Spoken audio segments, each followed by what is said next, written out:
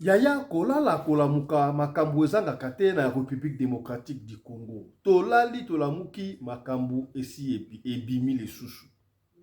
Nzoka bagi ya fiançailles na alliance ya Mama Blanche ebungwa na Turquie. Oh, epesi ngai mutu koswa. Comment bague?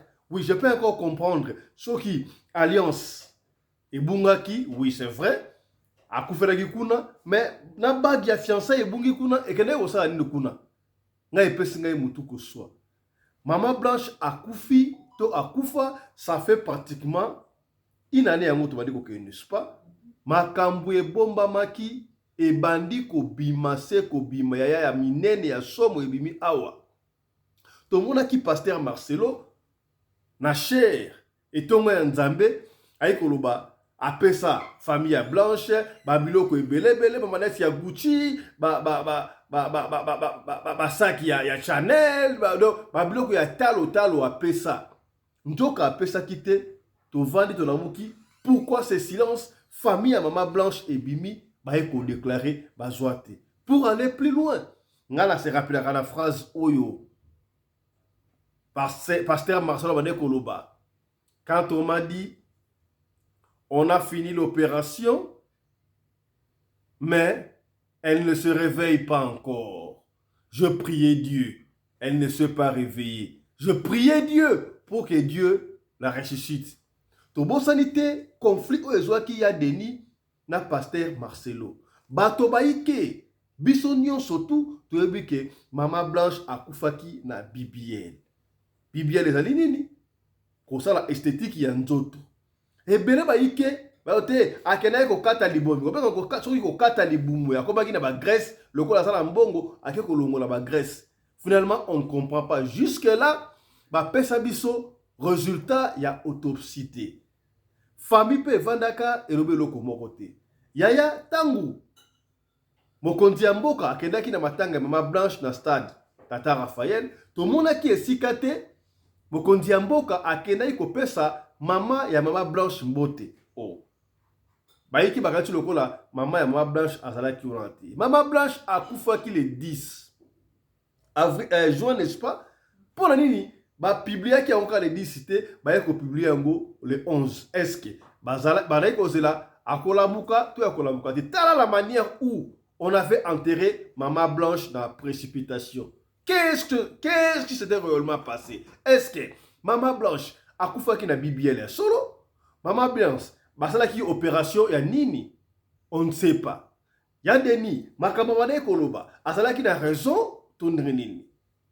Sikabwe famille ya Mama Blanche ba décider ba loba ba ya na makambo oyo na réseaux sociaux. Réseaux sociaux ezalaka nango tribunal te kasi epesaka solution. Il paraît Pasteur Marcelo azali ko menacer famille ya Mama Blanche oya ko loba akoyoka. Boza eloko te boza ba pauvre boba no kufa moko bakobana ko kufa na ndenge nini? Na kindoki, na masasi, na enlèvement, to na ndenge nini? Epesi ngai chair de poule. Makambu oye Mama Blanche esi esilaki to enteraki yango ebimi lisu ya minene ezali awa bokolemba te biso na bino tokolata na 10 épisodes makambu oye Mama Blanche. Lelo awa bokoyoka somo. Yango tokosola awa na émission ya lelo. Mbote na bino bandeko balandi ya radio loko télévision bisika nyos to bozwami. Merci na confiance pe fidélité bozali kopesa programme oyo radio lokole masolo et pa wapi tokuta na chaque fois pour na kosolo la makambo zali koleka na communauté na biso africaine. Mingi ya biso batu oyo tolobaka lingala. Comme na ngai Fiston Pelende Tata Sedek.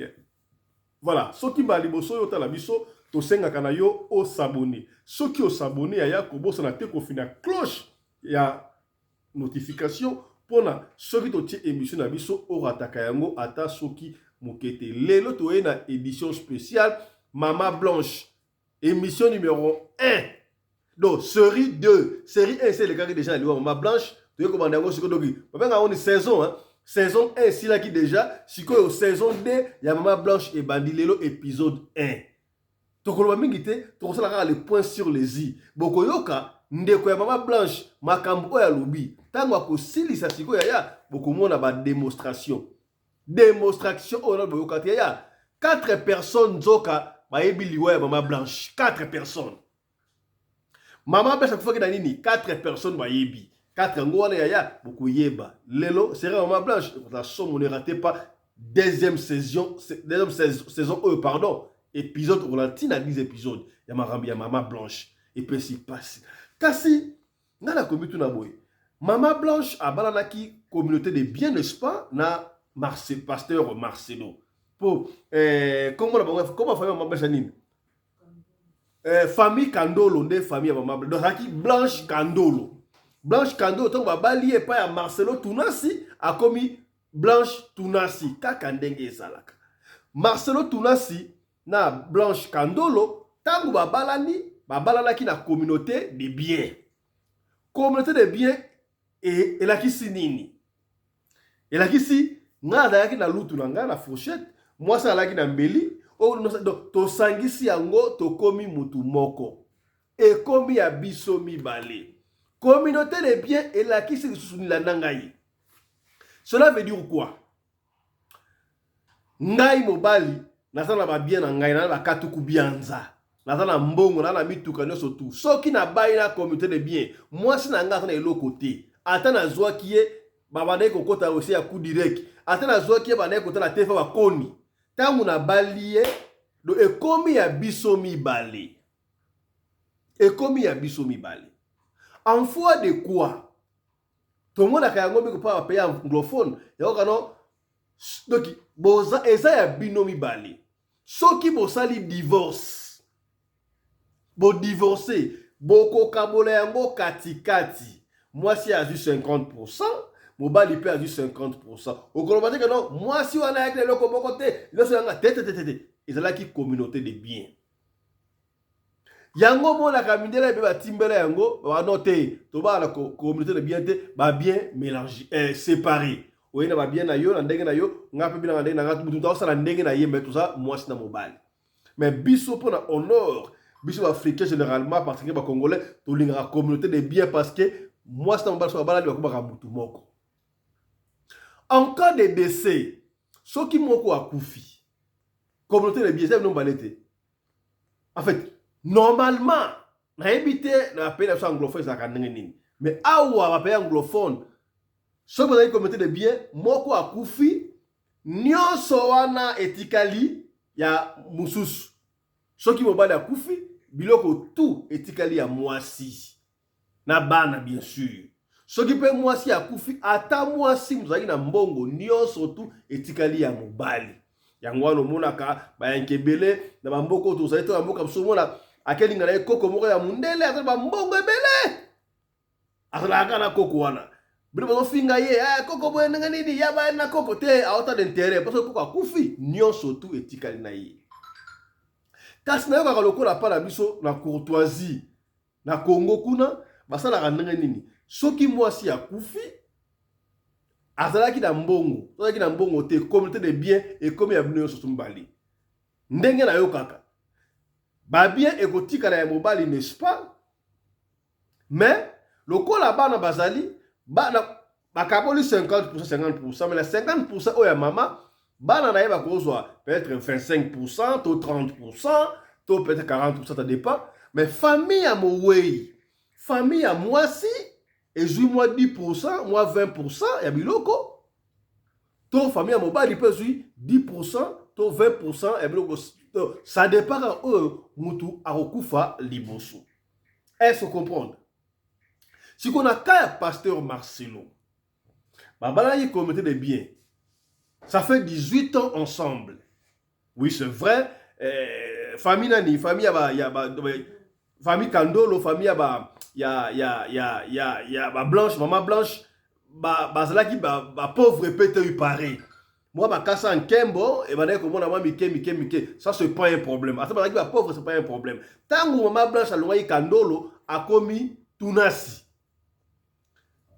kaka na mbongo yo mbala pesa kaye abandai ko créer ba business na mike to bandai ko mona ye abandai ko se débrouiller maman Blanche ka Tirokee abandai ko ne Tirokee ka pa la BBLT Moi, ma boutique, ma boutique, abandonné qu'on se débriller, mais là, oh, yaye. Tango a koufi. Biloko wana tikala ki ya mobali. Est-ce que mobali azalaki na droit ya couper sa famille à Maman Blanche Tounasi? Moi quelque chose, on ne sait pas. Totala qui pasteur Marcelo na cher parce que pasteur Marcelo motena yo atakamta buzz a kosakala te pasteur Marcelo. Ya lo barama na ye. Talaka nenga madeko kumsa moi c'était Maman Blanche. Elle est belle hein. Regardez comme elle est belle. To copie à bloc belé et pas papa pasteur Marcelo ndenge faut okumisaka mwasi na yo mwasi na yo faut okumisaka yo ko élever so ko élever te muta ko élever mwasi na te est-ce que komi le kolanga lobaka la femme à la taille d'une tige spaghetti ni courbure sans virage la plus belle femme au monde est-ce que komi so ko okumisi mwasi na te muta okumisa été ça c'est que la partie que j'appréciais chez le pasteur Marcelo et ce que j'ai emprunté au le bada pour saler là. Pasteur Marcelo na cher. Parce qu'il y a comme un côté à Maman Blanche. Maman Blanche. Aloba to yokaye. Après ça, ma lunette à cher, ma sac à cher, et puis le ya Maman Blanche, après ça, yango, et pas ya famille. Tu y habiter après ça, nyoso, tu après ça, kandambu. On ne sait pas. Tu tika yango ndengwana. Et puis ça, biso, tu y ba, c'est normal, à propre, mais est-ce que il fallait qu'il kaka pasteur Marcelo appelle sa biloko ya Maman Blanche. Puisque Maman Blanche talibala abotaki. Azalaki asape la bala bashi, n'est-ce pas? Donc, bana, et ça normal, ce qui maman na bango a koufi, ba koki ko sobila même maman na bango. Ba koki ko la tabla maman na bango, et ça normal. Mais famille et maman pèse qui bolingi, ba ko so moi 1 mois 2. Et ya, makambo c'est la kala wana ono bobala koufi, allez, famille et boto le bloc tout ah makambo ça a shooté. L'état t'aime makambo. Ce qui était normal. To linga kili su kokota makambo wana te parce que makamba famille a pesi bango za normal leki. To vandi to lal to la muki boy o d'abord va to kende wana la manière dont oyo matanga ya Maman Blanche Salama et pesa ba to mutu ko soi. Maman Blanche to mona ki nenga to kende a ta veste ba patron mine boy to Maman Blanche a o kende a ke Turquie. Mais peu de gens, on ne sait pas. Moi, personnellement, j'ai confirmé parce que tant que pasteur Marcelo l'opération s'est très bien passée, mais elle ne se réveille pas encore. On ne sait à quelle heure opération. Opération à Nini. Il y a appendicite, il y a Moutupassi, il y a Liboumou, on ne sait pas pour autopsie au monaté. À Koufaki, un certain 10, hein, le 10 juin, hein, n'est-ce pas? On a joint. Le 10 juin à peu près, il y a rappelez-moi date à Koufaki, le 10. À Koufi, le 10, au lieu de publier, mais nous, on nous a annoncé ça le 11. Le 10. Pourquoi on avait caché ça? Maman Blanche à Koufi, préparatif, ça a mis pasteur Marcelo Yewana. Là qui funda, quand tu as cercueil, à zone de bébé à Maman Blanche. Oh! Kaka boye, bah, qu'on est quand même semaine on a raté. Boye, vous méditez, ça me dit, boye, bah, qu'est-ce qu'on a Maman Blanche? Est-ce que pasteur Marcelo, a l'inga qui a prouvé biso que Katuku Bianza, Makasa Nkembo, Ezali, to a l'inga prouvé ni. Bah tiens na stade ou tala les décora tout le monde a pu zaki par day oya makasi parce que tout le monde a pasteur basangana d'ailleurs pasteur Marcelo il paraît zaki na moi rancune mukie yana Joël Tatou mais bah yambana kuna il paraît ceux qui on va pas suer mémoire ya oui bah là go na ni na pasteur Marcelo on ne sait pas tout là dit Joël Tatou mais yo kala qui console tout le monde maman yo Joël aventurière bah là qui wana tout le monde a la première dame aya veillé pour la matanga donc bref na stade Tata Raphaël comment est-ce que stade déjà qui décoré mokondi ya mboka kutu aya matanga nzoka na matanga wana mama ya Maman Blanche azalaka on n'a jamais parlé de maman ya Maman Blanche to monaka na matanga mususu mokonzi ya mboka ki akenda kopesa ka maman boboti mbote Le matin, il y a Maman Blanche, tout le monde a appelé ça. On ne sait pas les protocoles, organisation au Yabango. Bakunda Maman Blanche dans le Mbango. Mais tant que Maman Blanche a koufaki, spéculation qui est belée, tout le monde a qui boye, Maman Blanche a dit boye, Babomi, a koufi la Bible. Où vous rappelez, prophète de la nation, il y a Denis, et je salue en passant. Potana ina Marcelo pourquoi kaloba to ale ko bala bango keno Maman Blanche akufi na bango na BBL opération tangu ya dena lobika oyo bat balobaka mabe na eka rapasa ya Denis ya dena Akima Dadas États-Unis Akima degré pasteur Marcelo à Malmena ya Denis et comment qui tient intervention. Il y a la première dame, Maman Denise Nakero, la très distinguée première dame que je salue en passant. Baboumi Moto. Pasteur Marcelo, Boyokane Denis Saloba, a tomboka ya kosakata baki ako wido yenenga zaliwana ako monise makambo ako lakisa ke za Marcelo. Oh, na ndenge nini? Est-ce que comment ngoze ya yo? On ne sait pas. Ako lakisa na niveau nini? Donc, a manifesté ki mo en moko boye, moi mutema mabe. Bref, ba ekocha na si ici. Nzoka toyebi yango soki matanga esili mwasi ya kufi to mobali ya kufi na suka nango babenga ngone kinzonzi bavandaka na famille babandi kotuna ata bayebi maladi o mwasi akufaki nango ata bayebi maladi oyo mobali batuna ka pona symbole na ndenga coutume kama yango yo mobali mwasi no akufi yebisa biso akufaki ndenge nini bobande kovanda ndenge nini okobeta masolo moi c'est dans boye alaki bien jola alaki wenze akoka mutu passe au beti akenda ki na yasa na ko sima bloko na ye kinzondi ya famille nzoka esale mate dona famille pe basaki na qu'est-ce que c'est babanda ki koyoka bakamsusu kaka na réseaux sociaux ya solo et pesi mutu koso siko kimia o bavanda famille le bagate famille nani ya Maman Blanche famille ni famille Kandolo le bagate. C'est vrai que Maman Blanche Kandolo de l'époque comme Maman Blanche Tunasi il paraît na bomo inaye ndenge tozoyoka. Est-ce que c'est vrai qu'il y a mané pe koyoka na tele bande konaye bande konaye ce qui baye bande ko kuta na kutanate azaki na pire moko te.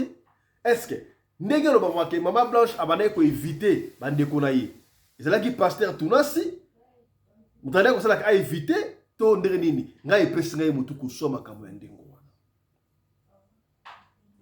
nzoka na silence oyo famille babane ko vanda famille ya Maman Blanche babane ko lobate sous coulisses nzoka pasteur Marcelo abane ko menacer bango oya ko loba boba do kufa moko na kolakisa bino ke na puissant ye na papa oya botiye do papa ya pasteur Marcelo baso ko menacer famille ya Maman Blanche et pesinga ibutu koso pendant une année ba garda ki silence ba moni ke et ça na va comme ça bomba raté il faut to loba ba ye ko loba famille ba ye ko loba kasi ba lobi nini donc ba ki ba donc ils saison 2 liwe ya Maman Blanche mais lelo ezali épisode numéro 1 na pesi bino mo introduction na nakisi bino na lingi siko avant to kota na matière proprement dit il y a 4 personnes vérité do liwe ya Maman Blanche et ebani akufaki na nini ya Denis osa pia ko yoka ya Denis yako yoka boko yeba yango eloko nini ebomaki famille ebomaki Maman Blanche nzoka Maman Blanche Kandolo de l'époque oya komaki Blanche Tunasi babane ko ka sema de konaye Marcelo na te poids à Sorama de konaye. Qu'est-ce qui se passe? Yaya propre ya Maman Blanche azalaka en Afrique du Sud azongaka abeti di solo après une année de silence à lobby bakambo a lobby ezali ya somo na lingana ko lobate tolanda biso na bino makambo oya ya Maman Blanche à lobby et puis na suka to koloba makambo et vos apaisements ya bo partager vous avez radio le coller pembe na pembe. Oh, boyoka. Dans le boyoka yangote. Allez, Régie, Toleka. Bonsoir Jojo. Bonsoir à tous. Ok. Je suis en train de lire. Il y a beaucoup de gens qui sont en train de dire beaucoup de choses qui ne sont pas très, très honnêtes. Il y a une dame qui a dit là que... excusez-moi, je suis en train de trembler un peu. Ne tremble pas, maman. Ne tremble pas. C'est quelque chose qui n'est pas facile. Hein? Elle est en train de parler très bien, j'ai aimé son intervention. Que dit la loi? Ce sont des articles. Quand il y a mariage des communautés de biens universels, donc c'est-à-dire si vous avez 2 voitures, il y a une voiture qui est pour ta femme et une voiture qui est pour l'homme. Au cas de décès, la partie Yamuto à Koufeli, ils doivent réclamer des 50%. Peut-être, par exemple, nous, on ne réclame pas. Mais il fallait qu'il y ait la bonne volonté de nous montrer ce qui était pour notre soeur. Parce qu'elle a travaillé pendant 18 ans. Ce n'était pas une femme lazy, une femme faible, non. C'était une femme très forte. Elle a travaillé, elle s'est concentrée pour travailler et on voulait voir et que les pasteurs se manifestent avec amour, nous montrer. Peut-être on aurait dit dire on laisse. Parce que je suis la grande et elle ne peut pas me laisser l'héritage. Ok? L'héritage, je dois prendre de mes parents. Ce n'est pas de ma petite sœur. Ma petite sœur doit laisser l'héritage à ses enfants. Donc, on devait commencer par là. Être franc, nous montrer ce qu'elle a, ce que la loi dit, et peut-être on allait rendre ça. Mais jusque-là, ça ne s'est pas fait. Il y a une dame qui a dit, Bapesa Kibisombong. Quel bon Bapesa Kibiso, madame? Tu n'es pas de la famille. Quand tu n'es pas de la famille, il ne faut pas affirmer ou confirmer quelque chose que tu ne connais pas. Ça. Nous, on n'est pas des kipides. Tout le monde, les cadets chez nous, ils doivent être maintenant là en Belgique en vacances. Ils travaillent. Et moi qui vous parle, je travaille. J'ai fait mes études en Afrique du Sud. Je suis chef cuisinier. Alors, dire qu'il a donné l'argent, il a donné symbolique. Il n'a pas voulu faire sortir le lit qu'il dormait avec sa femme. Il a donné par symbole. La famille de papa a reçu 1500 €. Nous, la famille de maman, nous avons reçu 1500 € pour... Oh, donc voilà, elle est en train de dire que pour la symbole... 1500 € pour la cuisine. C'est l'argent dont tu es en train de parler. Ce n'est pas l'argent qu'elle a travaillé. Parce que malgré elle sortait, elle allait chercher les commissionnaires, commissionnaire parce que là où habite sa mère, c'est très loin de Kinshasa, après airport, donc après aéroport. Après Passa, Terre Jaune, et ça Moussika. Et comment elle est arrivée là-bas? Vous ne savez pas. C'est parce qu'elle travaillait, elle cherchait. C'est dans les banlieues qu'on dit toujours les Français, les Belges, tout ça là, c'est dans les banlieues. Comment elle a découvert là-bas? C'est parce qu'elle travaillait. On n'a pas reçu les habits des blanches, on a reçu les anciens habits des blanches. Oh, on se voit dans la photo tozoate. Alors, on a la compassion dans Paris, arrêtez de confirmer parce que ce n'est pas encore une année que nous avons perdu quelqu'un qui est parti, elle était en bonne santé. Elle prend l'avion, elle était très bien. Elle arrive, elle parle avec sa maman un jour avant et le lendemain, on nous appelle à 5 h pour nous dire qu'elle était morte. Nous ne sommes pas bêtes. On avait gardé silence, c'est parce qu'on savait ce qu'on était en train de faire. Ce n'est pas tout de suite là on pouvait sortir, commencer à dire, râler, non. On était d'abord perdus, nous tous. Personne ne pouvait réconforter l'autre parce qu'on ne savait pas qu'est-ce qu'on pouvait dire. Et chacun était à son coin. Et jusqu'aujourd'hui, sa maman elle est toujours malade à cause de cette disparition.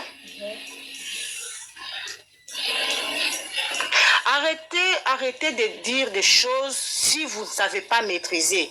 Moi, aujourd'hui, qui vous parle, je suis née d'une famille chrétienne. Notre maman nous a montré Dieu depuis que Toyana Mokitoye Binzambi. Et aujourd'hui, je te dis, je préfère prier dans ma chambre.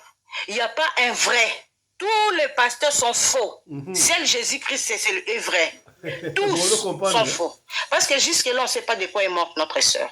Jusqu'aujourd'hui. Merci. Yo soki ezali ndeko no ondimelo ko wana te. Ondimelo ko wana te.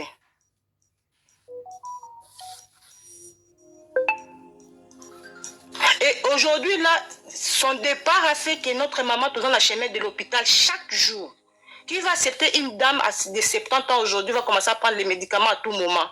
Ouais. Hein?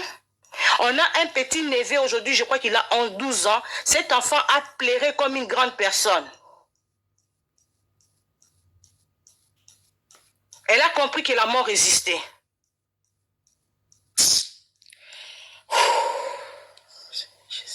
On est né, ce n'est pas, on souffra qui paie un moment. Notre maman est banquière, elle était banquière, elle a travaillé à la banque commerce extérieure.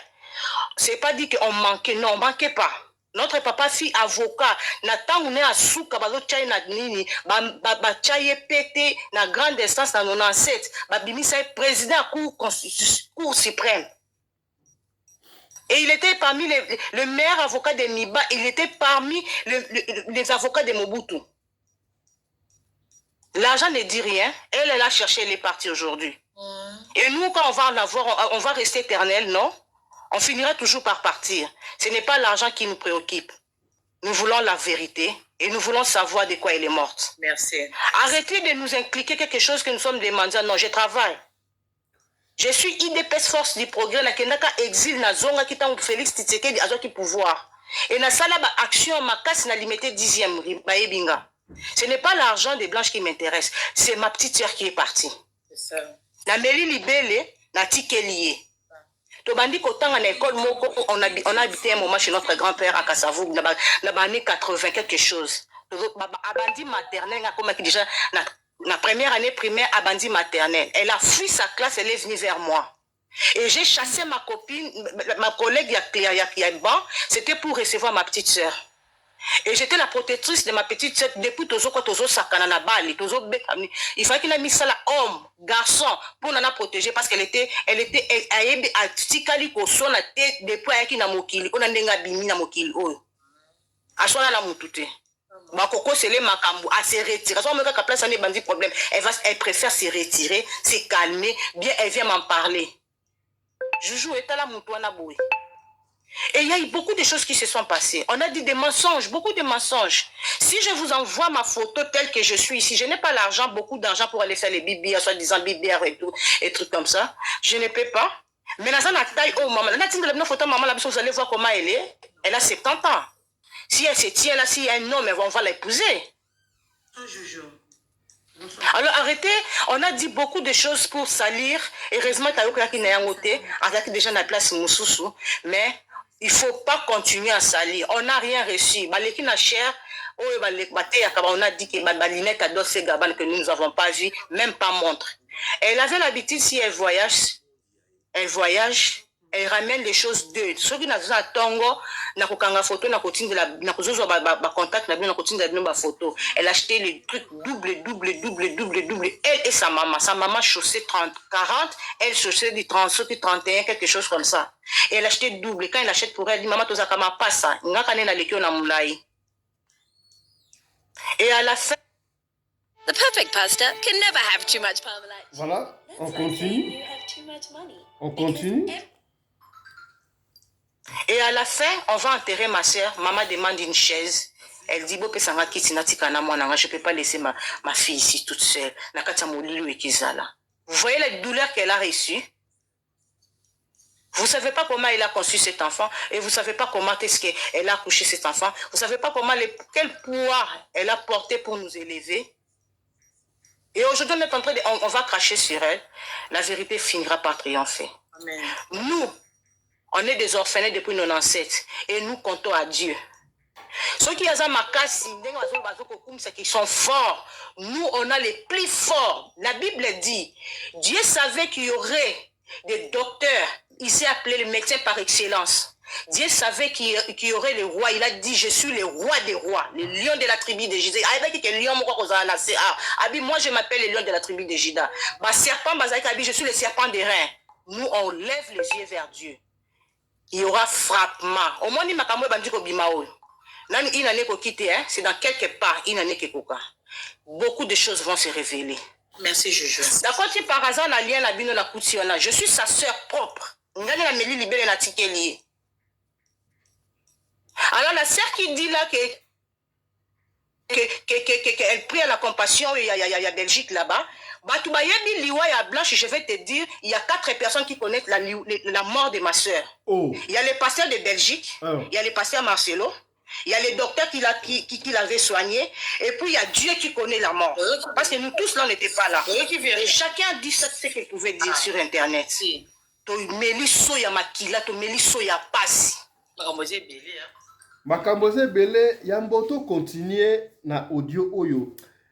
Et puis c'est mutu koso la kanisi ya Denis. Ah, ya Denis si comme makambo ko mambo ça sur émission te ya Denis. Ya Denis ça bien Denis. Toi quand ya Denis nga senga ki pardon et pas Marcelo pour monto oyo Marcelo ça qui ya Denis. Biso nyonso toloba. Mais yeta nga lobika parce que ça ya Denis et botaki makambo. Et rappelez-moi, il y a Denis, c'est pardon, il y a Denis, il y a Denis. Pardon. Merci, peuple de Dieu, bien-aimé dans le Seigneur, c'est au nom de Jésus-Christ que je présente mes excuses au pasteur Marcelo Tunasi. Mes propos ont choqué. Lors du décès de notre maman Blanche, je présente mes excuses et réitère mes condoléances. Que Dieu vous bénisse. C'est avec beaucoup de regrets, avec larmes aux yeux, que je compatis avec mon frère pasteur Marcelo Tunasi. Donc, kokima o nyo surtout ya dena kima kizaki ya pamba. Kizaki ya pamba. Pardon o ya dena sengaki. Mena c'est le kaki. Et là on dit o ya dena mandaye komona. O esengi ya senga pardon. Pour d'après famille ya maman Blanche pasteur Marcelo pandai ko menacer bango. Ke oya koloba, oya kosala boye, bokoba dokufa moko boko, bakokufa na kindoki, bakokufa na kake ya nzambe, bakokufa na kansonda, to bakokufa ndenge nini. Tout koloba awa, oui bien sûr, communauté de biens, famille sera moi quelque chose, mais boyo ki ndenge yaya maman Blanche alobi ke mbongo yo pasteur Marcelo apesa ki 1500 € côté à papa, 1500 € côté à maman pour la cuisine. On a évité. Babana ko réclamer sous bilamba tonini. Est-ce que bilamba ya maman Blanche? Est-ce que c'est nécessaire que pasteur Marcelo appelle sa bango tonini? Et puis c'est ngamutu ko to ko bala suka. To yo kanon ba audio oyo. Et puis ba analyse de bien audio bokolo ka lelo ezaka ebandeli. Ba audio eza ebele bo raté ya ngote. To continue. To ya pasi. Makamboze belé hein. To meli so ya pasi. Soki na telemi ana la ti pantalon, na telemi bi na ti jupe. Na sa na taille o ba nzamba pesa ngai na bot na zo na ya nango na mokili. Je suis courte de taille, mais soki na la ti jupe ya taille, na tchaka eloko soki ba buchu wana te je mets pas ça. Mais dans la taille, ce que c'est une Rwandaise, je ne suis pas une Rwandaise, hein? Je suis une Congolaise Moulouba 100%. J'aimerais que tous à la simplicité, prends tes alliés quand vous faites cette histoire et ne passe pas pour intervenir dans quelque chose ça par sentiment.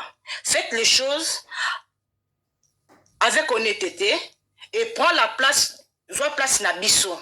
Ça va nous aider. Mais quand vous voulez faire la chose, vous avez un sentiment, parce qu'il prêche la parole de Dieu, il dit beaucoup de choses. Ça, Dieu va juger. Dieu va juger. D'accord, Jojo. Oui. Merci beaucoup. Courage. Hein? Et c'est on a tourné une question avant Kita. Maman Jojo, bonsoir Nayoboni. Bien. Ah, maman Jojo, ouais, désolé, nayebi ke bwana pasi mais toza na posa ya koyoka ba information complète pour traiter les cambos na réseaux sociaux. Puisque bino na pasteur Marcelo boza déjà famille à vie pour bana kati. Ndeko na bino akufi atiki bana et bana wana baza na maboko ya pasteur.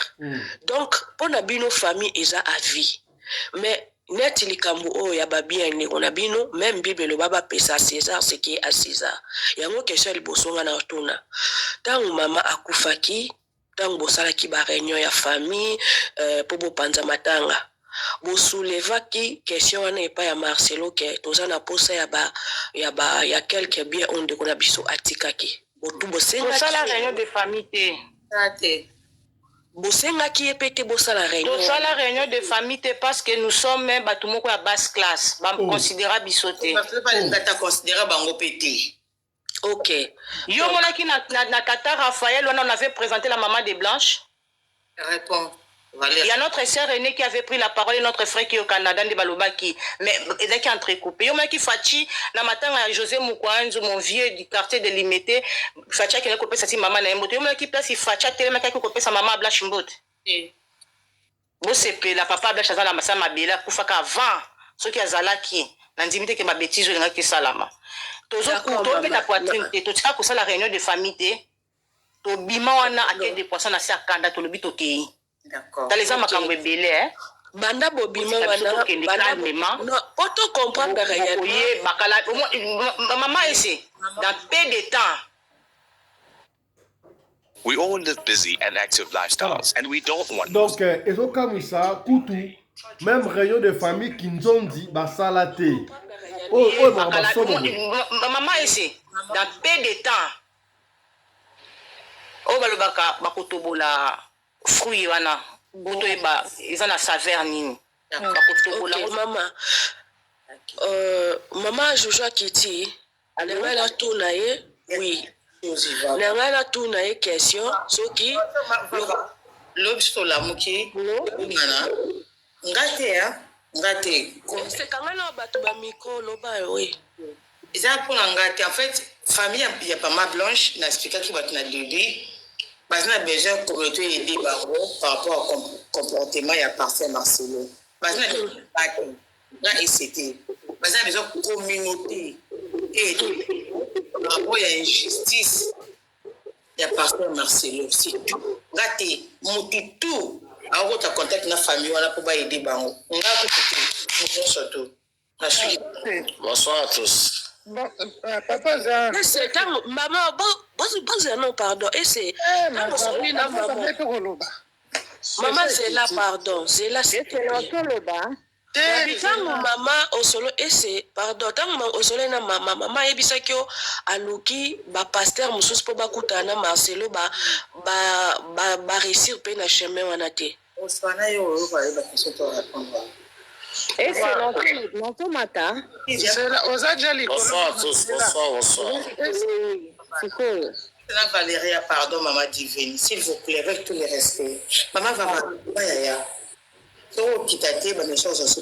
puisque maman peut-être a s'est trompée. Au moni maman nani maman Jojo nangana ebise bwengana bi. Au moni tango moi sina mobali babala ni na mariage ya communauté de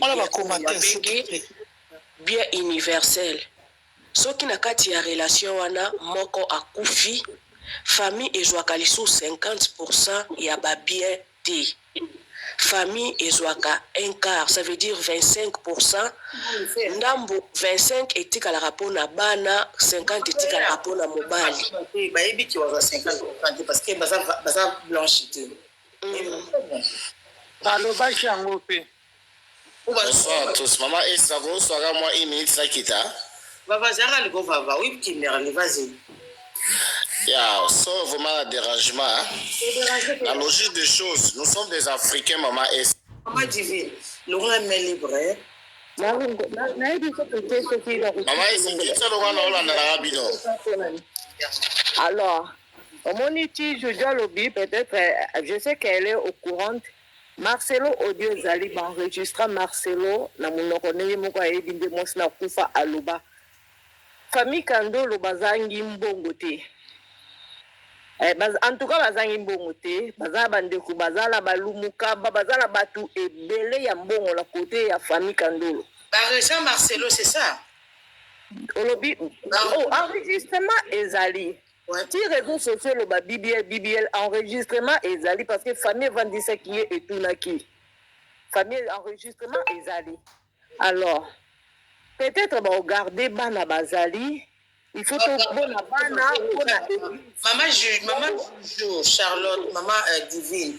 Il faut Marcelo à Fungwama vers il y aura un temps. Il y aura un temps où la surprise peut-être église, la mingi peut-être on va surprise. Il y a des choses où famille tilelo bazana ba blessure yandenge na ndenge. Merci.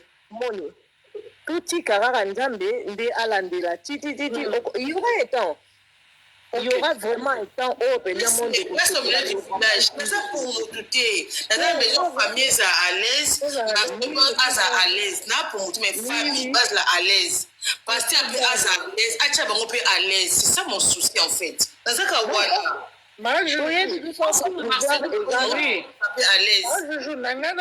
parce que, bon, ils ont quand même les balles, les arbres pendant plus de 18 ans, à Balaka légalement. Ça veut dire, Boza quand même en contact, na bakolo ya famille, il y a pasteur Marcelo. Est-ce que bakolo na famille na Bino, Kandolo, na bakolo ya côté Tunasi, bon, mais quand il y a la moi rencontre, Alingite, azoko supporter en mot Miss.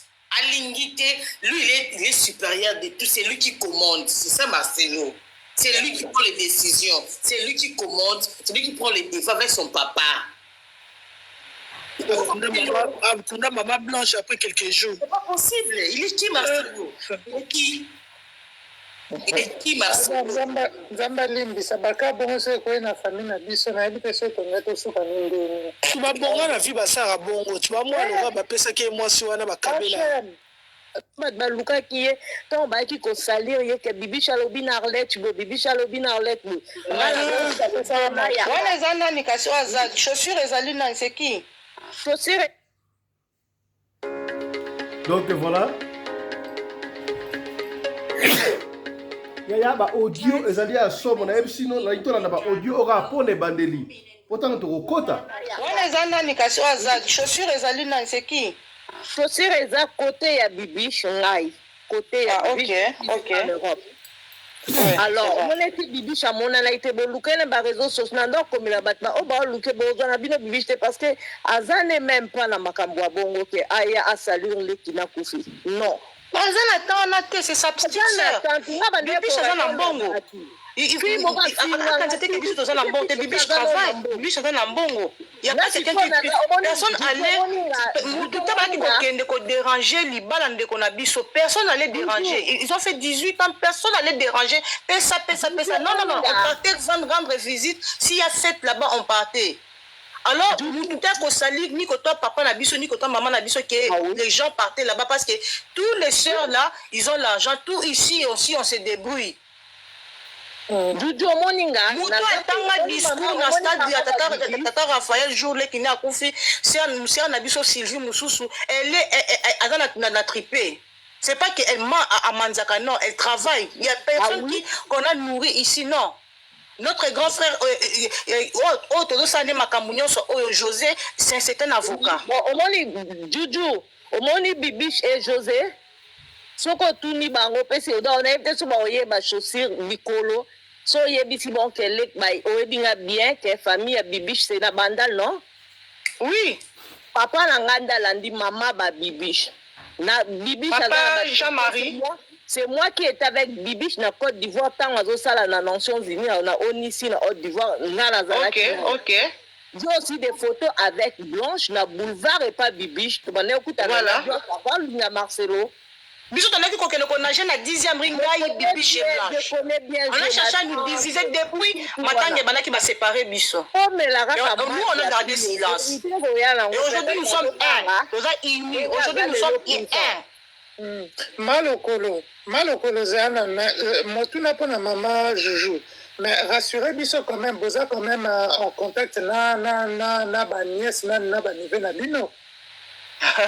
Longue histoire. Bana ya Mama Blanche, Mama Bosola, na bana Mama Blanche, te bana nyonso Mama Blanche atika Bosola mon côté. C'est une longue histoire. Maman, ngai na comprendre maman Juju tango lobi ki apesa biloka bilamba kala. Ça veut dire quoi? Pesaka ou bien voilà le côté na comprendre ngoti. Dans remettant biloka moni biloko yo batangela bino dimanche moko boye biso kutozaka na réseaux sociaux to vana na biso na ndako na ba mawa na biso to lali oya lali boye oya za na sanzeta to vana zo kanisa. Toyoki kaka batu kaka bino batapoto nde bobengi bokota na réseaux sociaux bota la prédication à l'élo dimanche tozino le téléphone to botoli mama téléphone pour soki akokosa même crise tobandi koyoka balobi balinete bagol soki Dolce Gabbana basaka soki Hermès bona bona tout ni petite sœur moko et ya biso je crois c'est Rosalie qui a dit il y a Blanche m'avait dit dans un sac moko botaki ko offrir 25 000 €. Tout le monde a sac, on a trouvé 3 sacs. Sac, moi, que j'ai lu, on a ceux qui. Moi, que j'ai sac, ils ont un sac à étudiants. On met beaucoup de livres dedans. Sac, moi, quoi, mon pied. Elisabeth Sokinini. Na sac, na e moko boye. Tu vois, bien western. Elle avait, je crois, 16 ans. Mais tu vois, nga moko na somba ki ma chaussure ma biloko bapangusa ba chaussure ya ozaka na kisi na kati j'ai essuyé ça na seki on a statut na komi une histoire toyebi biloko bino bango baloba te to Blanche toyebi to balaka kocha parfum so balaka kopakola ina toyebi te po to mona eloko wana te nga na mona camarade na ngata kufela mama leki na ye ba parfum na ye ya na limité wana ba quartier ba nini biso toyebi so ki na yebi ka banaka kumisa ba Solomo ko bo so ko ki so alobi o so la mundele ata bima kitango ko ya o ko toyebi Solomo na kata ndako boye ba Blanche aleka ki oyebi ke Blanche aleka ki to mona ata bouteille ya test wana te.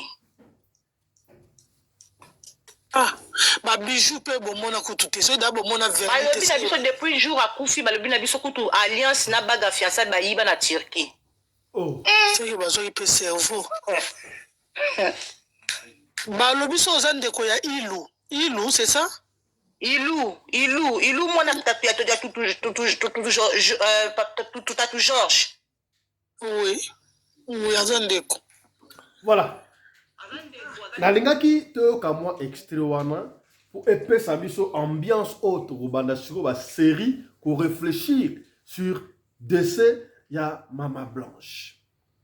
Pourquoi est-ce que Marcelo Tounasi a boyaki koyebisa famille Kandolo, famille ya mwasi na ye malgré babala ki akomaki mwasi na ye oui c'est vrai. Tant babala ka balobaka to pesio à partir de Kingo kita to pesio mutute. Ça veut dire que to pesio mwana mobimba azara mobimba akufate.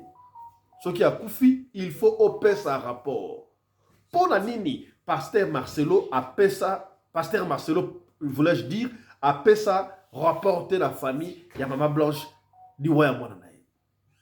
Ya mwana bango. Akufela ki nini.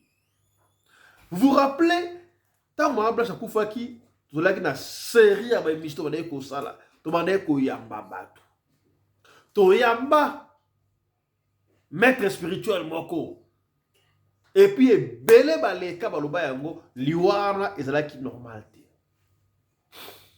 bazo okosala BBL makambo. Est-ce que Pasteur Marcelo ya Mama Blanche na après Mama Blanche, bateau vous la rappelez na ye. Vous remarquez quelque chose?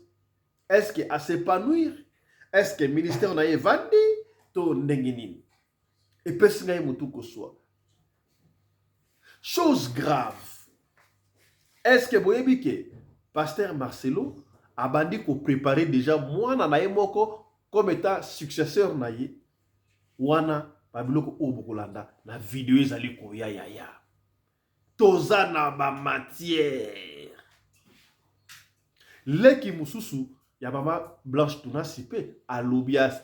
L'heure de la vérité a sonné. Beaucoup yoka olalo moyoka te. Ya deni ozali wapi yaka. Ya deni yako yoka. On a évité à moi que Pasteur Marcelo yemoko andima makambo ezala release boye po ya lingaka buzz. Ndega malmenaka. Ya deni. Ba menace wata ya deni muta monoko mais akimi akete exasta Dallas. Même maintenant, soit oh, Marcelo Tounas, alors ça là, hier, la papa la bango, et pas la famille, il y a ma maman blanche. Jusque-là, qui a tort, qui a raison? Maman blanche a koufelaki nini. Et loko nini ebomaki maman blanche. Yango, tokolande yango, tout à l'heure là, dans la session d'abisso, il y a 14 heures. Alors, tout le monde qui banda boybo yoka, et plutôt quand tu as matière ezali. Ba audio ezali, ah, boko simba mutu. Là, ba audio à pasteur Marcelo, boko simba mutu yaya. Les gens n'aiment pas les gens. Pour Nanini, maman blanche a été enterrée dans la précipitation. Et ça pour la mbongo, on cachait quelque chose. Tout le monde a maman blanche et bimi na chair. Et ça l'a solo, tout ça l'a d'okuta. Ne ratez pas tout à l'heure là. Entre-temps, partagez l'émission. Partagez. Ouais, quittez. Quand il y a la deuxième émission sur la OT. Landa Oyo et bon la deuxième émission. Allez, on se retrouve tout à l'heure là, dans la deuxième session d'émission. Chap chap. Et tchara.